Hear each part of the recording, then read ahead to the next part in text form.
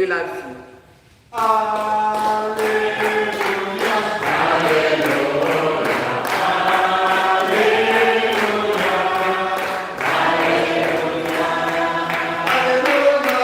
Alléluia,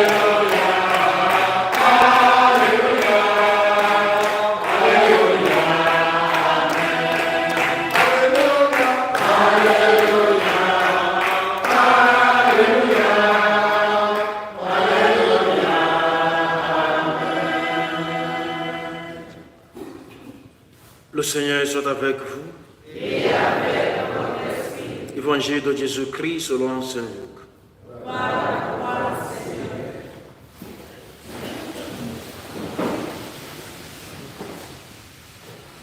Alors que Jésus approchait de Jéricho, un aveugle mendiait assis au bord de la route. Entendant la foule passer devant lui, il s'informa de ce qu'il y avait. On lui apprit que c'était Jésus le Nazaréen qui passait. Il s'écria: Jésus, fils de David, prends pitié de moi. Ceux qui marchaient en tête le rabrouaient pour le faire taire. Mais lui criait de plus belle: Fils de David, prends pitié de moi. Jésus s'arrêta et il ordonna qu'on le lui amène. Quand il se fut approché, Jésus lui demanda: Que veux-tu que je fasse pour toi? Il répondit: Seigneur, que je retrouve la vue. Et Jésus lui dit: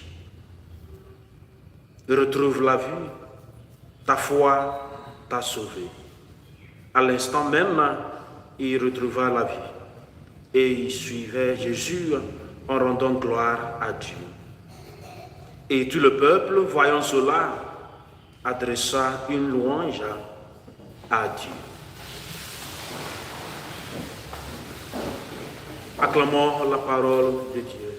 louange à toi, Seigneur Jésus.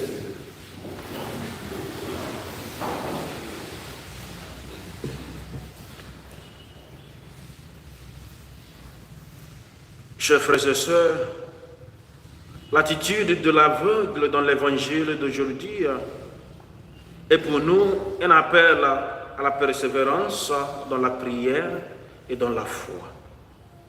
En effet, on voulait le faire taire, mais plus on tentait de le faire taire, plus il criait fort.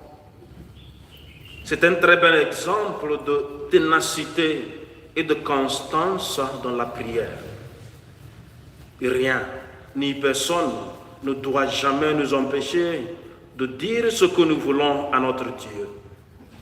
Oui, rien ni personne ne doit jamais nous empêcher d'atteindre notre Dieu. La foi de cet aveugle attira Jésus qui, malgré la pression de la foule, a daigné poser son regard sur lui. Que veux-tu que je fasse pour toi? Il répond: que je retrouve la vie. Une demande courte, concrète et simple, mais remplie de confiance totale. Tout ce qu'il demandait à Jésus, c'était de voir. Et lorsqu'il a vu la lumière de Dieu, il a suivi cette lumière pour en être témoin, contrairement à certains chrétiens qui arrêtent de suivre Jésus lorsque leurs demandes sont exaucées. Frères et sœurs bien-aimés, prenons aujourd'hui la ferme résolution d'être sans cesse des témoins de tout ce que nous recevons chaque jour de Dieu, afin qu'à travers nos bonnes œuvres, les autres puissent voir notre Dieu agir en nous.